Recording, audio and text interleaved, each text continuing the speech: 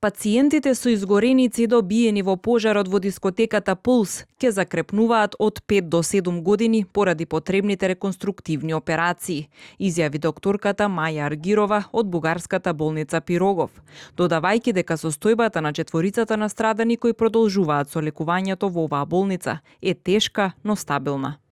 Четворица од повредените во Кочани вчера беа отпуштени. На лекување во болница остануваат уште 4 лица. Ова ќе трае долго време.